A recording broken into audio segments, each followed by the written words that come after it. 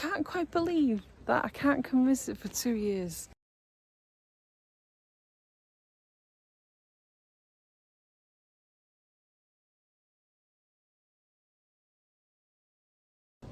So today I've come to the Slate Museum because it's going to close for a year, and there's a tour going to happen shortly to explain what's going on and what's changing and everything. But before it, I'm just having a quick look around just to see the place before it changes, and everything has got a ticket on it. So as you can see behind me, this wheel has got a little label on it, and that's just for them to know where it's come from, what it is. Imagine having to archive all of this. Big project. Everything's got a ticket on it. Every single item has got a ticket on it. Look.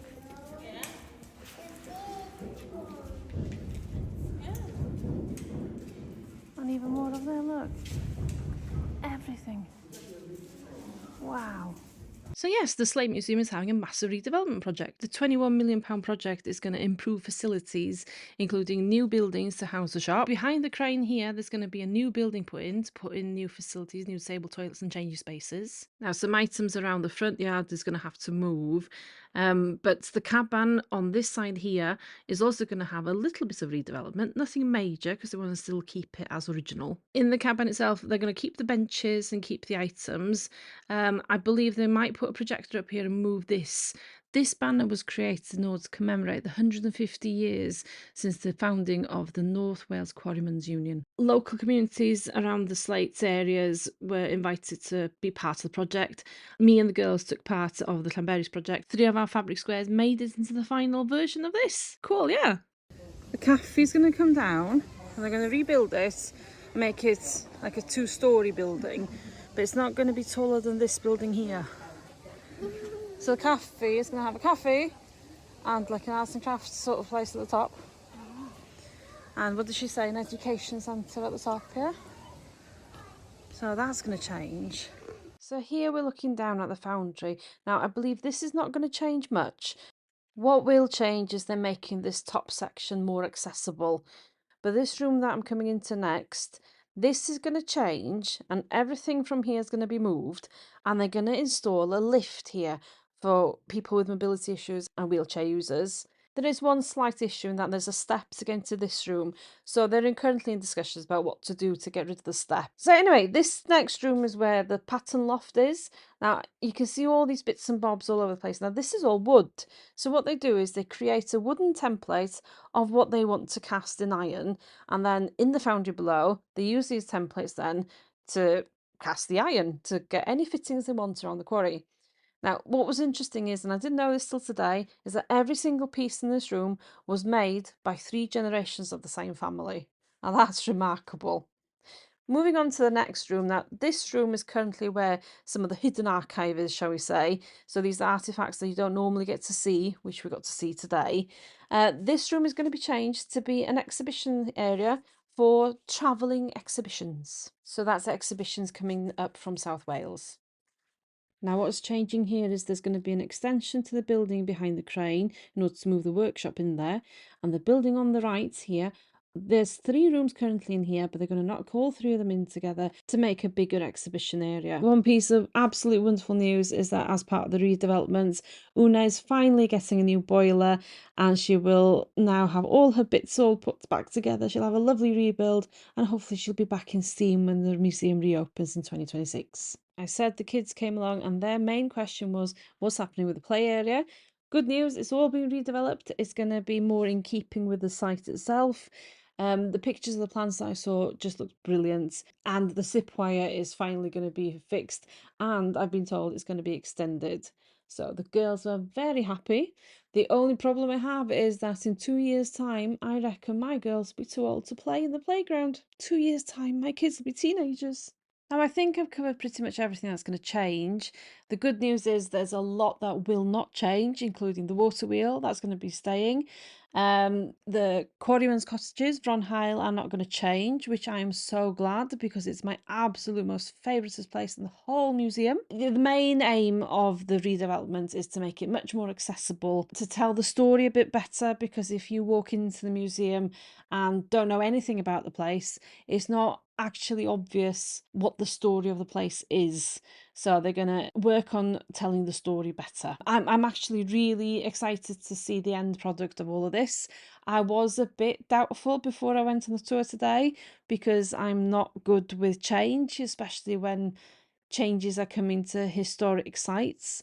I am very what's the word? Very nostalgic about heritage. I don't like heritage stuff being touched, but I know after speaking with them today that this is going to be done very well. They're going to take such great care of the place. They will create a hub for the UNESCO World Heritage Sites that is the slate landscape of North Wales. I have full faith in the project. Can't believe it's going to be 2 years until I get to visit again, but I'm sure that it'll fly by and I can't wait to see it. Before I leave the museum for the final time in 2 years, I thought I'd go and watch the video of Ron Hyle again. The video tells the story of how they took down all these houses in Blaenau, these 4 cottages, and transported them brick by brick to the Slate Museum. Now, what I absolutely love about this is that these houses were literally down the road from my childhood home, and they're interviewing residents from the place, and what they say about the community of Tanagrisha always gets me. The English version doesn't really do it justice. The Welsh version is much better, particularly what Marianne says in that, you know, the door was always open, everyone knew each other, and it was just the sense of community was amazing. No matter where you go, you always want to come home, and that's exactly what Tanagrisha is for me. What makes the home is not the building, not the architecture, not the furniture, the pictures, the cushions, or the wallpaper. It's the people that live there. Oh, Tanagrisha was one of my best places when I was young there. I lived there for 50 years. I can't actually put into words, but it means a lot to me. If I go somewhere, I want to go home. Oh, it was a nice place to live with, plenty of view, scenery, good sceneries, and the sun was shining on it, you know, on sunny days, 7 o'clock in the morning.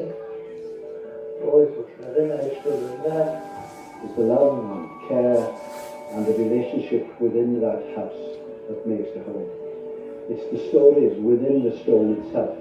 That's what makes the home. After wiping the inevitable tears that this video brings, I went next door to visit Lisa, who was telling stories about the Great Strike at Penrhyn Quarry. Fyny fan cwn y chwaraw yn Penrhyn yn Bethesda, ia, mae 'ne 2,800 o ddynion yn gweithio, cofiwch, fel arfer, ia.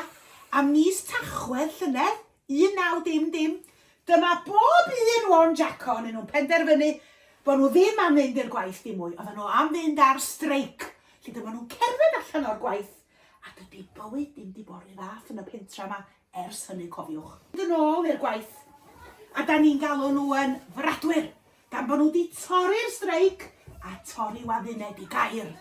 O, a mae 'na helynt wedi bod yma ers iddyn nhw wneud hynny, mae 'na gwffio ar y stryd, mae 'na heddlu, mae 'na filwyr yma, ar y golyn yma bywyd. Diolch di bod rhan fath ers i'r bradwyr fynd yn ôl. So after story time with Lisa, it's all factual story. It's all about the Great Strike, tough times for the quarrymen, and I don't think the quarry's actually recovered after it. I headed back through the museum so I could just take a final look at the place. Oh, one final thing that is changing is that this incline diorama is actually going to be disposed of. Something new I learned during the tour as well is that the actual big water wheel doesn't operate this. There's a smaller water wheel in this container here, which you can hear but you can't see.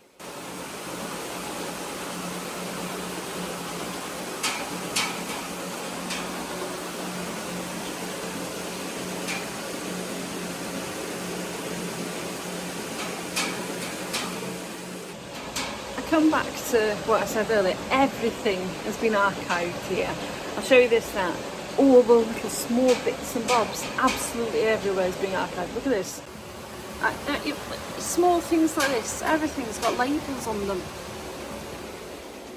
Also, one other piece of good news is that the forge will not change. This is going to remain as it is because it is a working forge at the museum. The workshop for the forge will move, but it seems to be that it's going to be easier to access anyway. So that's good.